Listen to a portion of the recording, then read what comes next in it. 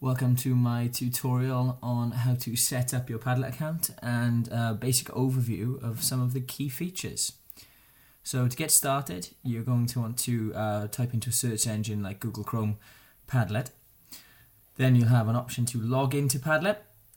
When you get to that stage, if you click on that link, you'll have to set up your account. So just use an email of your choice and then set up a password that you're going to remember. And you can access the Padlet dashboard. The Padlet dashboard you will see will look very similar to the one on my screen at the moment. Only difference being these are some of Padlet walls that I've previously created. So to get started, if you click on Make a Padlet, what this will do now will take you through to some options for what you want your Padlet wall to look like. So you can look at these in your own time, but there are a few kind of more detailed templates a bit further down that you can play with as well if you're feeling adventurous. For now, I'm just going to choose shelf as that's one I've used in the past. Okay, so what it's doing now is generating a customized Padlet wall with a few features. When you get through to this stage, you'll see welcome to your beautiful new Padlet. You can change the title of your Padlet wall to whatever you want it to achieve. So in this case, CPD ILT in the classroom.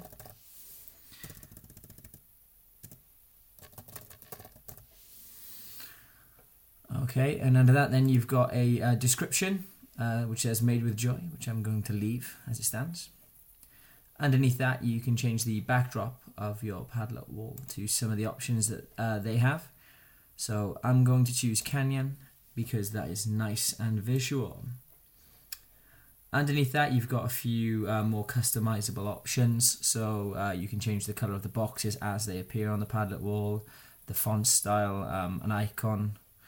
And then just underneath that, one of the more important key features is the posting options for your Padlet wall. So you can turn attribution on, which will allow you to see the students or the author's name of each post as and when they post, which is quite a nice feature. There's a profanity filter, which replaces bad words with nice emojis, which is very nice. And then underneath that, there's a collaboration option. So you can turn on the comment option, which will allow viewers to comment on other posts if that's something you want your Padlet wall to do. And then underneath that there is reactions. So you can allow students to like each other's posts. They can vote positive or negative on each other's posts. They can star them from 1 to 5. Or the last option is grade. So you can allow students to grade a post maybe from 1 to 10, which is actually a quite nice reflection tool. Okay, if I'm happy with those kind of customizable options, if you go next. Okay, next stage is people and privacy, which you'll see up the top. Okay, so you've got a few privacy options. You can keep your Padlet wall private. You can make it password protected, which you can then distribute to your students to allow them access.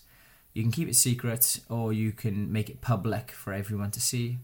I'm going to recommend that you don't make it public at the moment. Then underneath that you can choose what the individuals who access the Padlet wall can do.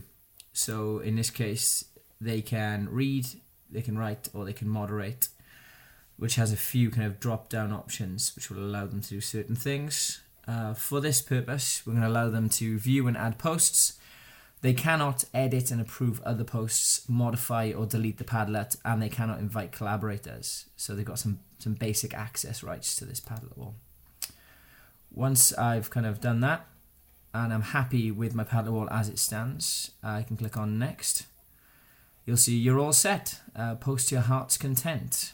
So you can use your Padlet wall for various different purposes. So I've used it in the past for things like bulletins, to open up discussions, maybe as a desk work activity as students come in the room, a plenary at the end to get an overview of how they feel the lesson kind of went. Again, it's kind of limited by your imagination for what you could use the Padlet for. Once you've then kind of created your Padlet and you've maybe added in some options to the boxes, etc., You've got a share option in the top right corner. If you click on share and then go to share export / embed, this is how you can distribute your Padlet wall out to your students. There's a few different options there for things you can do. The most straightforward is to copy the link to the Padlet, which then you can just right click and send out to your students.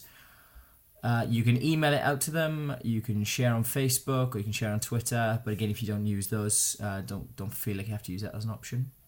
There's also a QR which then the students can scan and use to access the Padlet wall. There's a few export options at the bottom, so you can save your Padlet wall as an image, as a PDF, so if you want to use it to refer back to, or you can print it out. And once you've done that, then it's just a case of sending it out and using it to however you see fit. Hopefully you found this setup tutorial useful and enjoy playing around with Padlet, ladies and gentlemen.